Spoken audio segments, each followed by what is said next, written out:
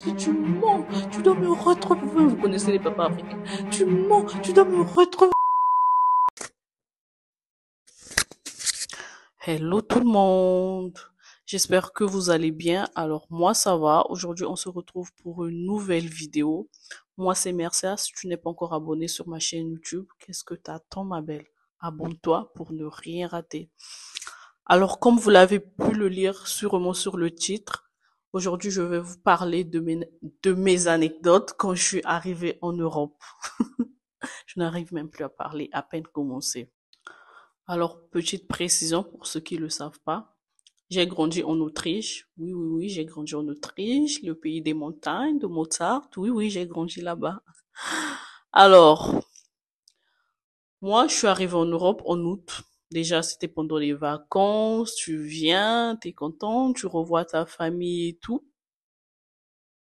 Je profite des vacances parce qu'en septembre, c'était la rentrée normale, quoi.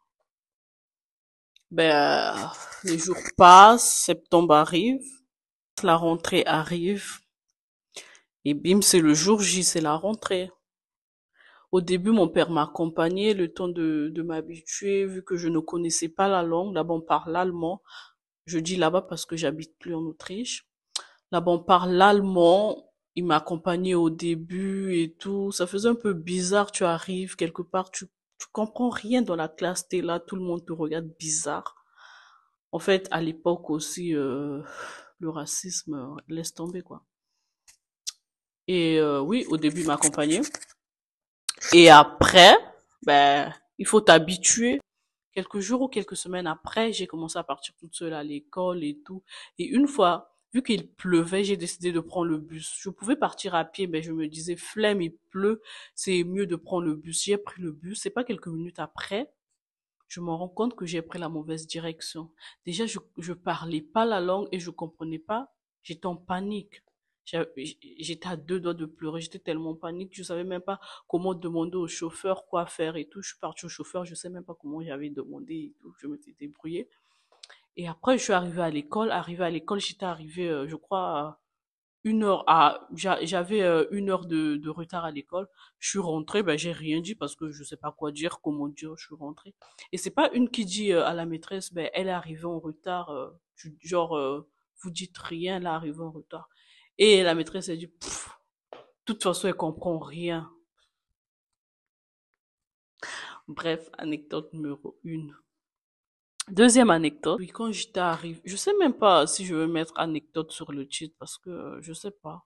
Anecdote ou mauvaise expérience quand je suis arrivée en Europe, je sais pas. Oui, deuxième, quand j'étais arrivée, oui, quand j'étais arrivée, oui, ma soeur me dit, vu que ben, demain tu veux pas aller à l'école, viens, on cache le sac dans la cave. Je me dis, bonne idée, pourquoi pas.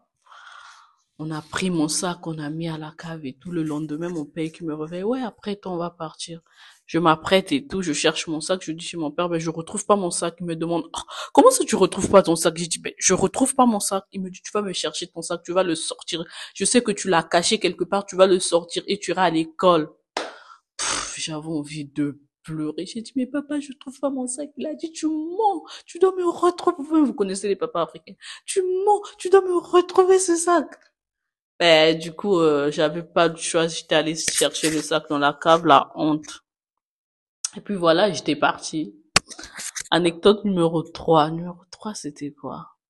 Oui, quand je revenais de l'école, quand je partais tous les jours, quand je partais à l'école, quand je revenais, à l'époque, j'avais tellement peur. Je sais pas pourquoi, mais j'avais peur. Quand je vous dis peur, peur, peur, j'avais peur. Et souvent, quand je rentrais à la maison, il y avait personne. J'étais la première à rentrer, tout le monde n'était pas là, soit au boulot ou à l'école. Du coup, quand je rentrais, j'étais toute seule à la maison.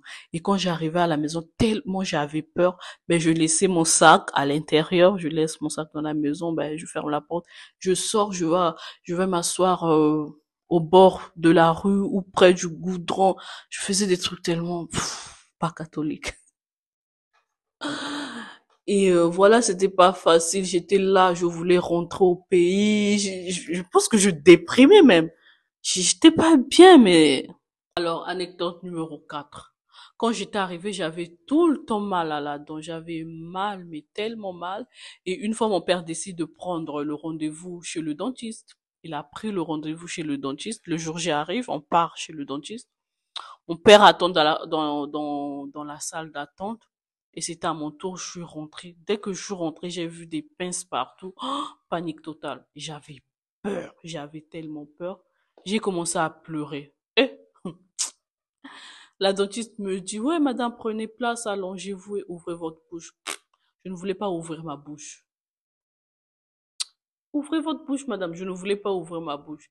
Du coup, elle est partie voir mon père pour lui dire, ben, votre fille ne veut pas coopérer, alors vous pouvez parler à votre fille et tout, je sais pas. Et mon père est venu me voir. Oui, n'aie pas peur, ça ne va pas faire mal. Mais moi, j'étais tétanisée, j'avais peur. Ben, la pauvre, la dentiste, elle a encore essayé, mais je voulais pas. Et du coup, ben, elle n'avait rien fait vu que madame avait peur et ne voulait pas ouvrir sa bouche. Et tout le trajet, tout au long du trajet, mon père ne m'a jamais adressé la parole. Il était tellement fâché, il m'a pas adressé la parole et tout. Ben voilà, quoi. Mes anecdotes. J'espère que vous avez aimé cette vidéo. Si ça vous a plu, n'oubliez pas d'aimer, à vous abonner et bisous.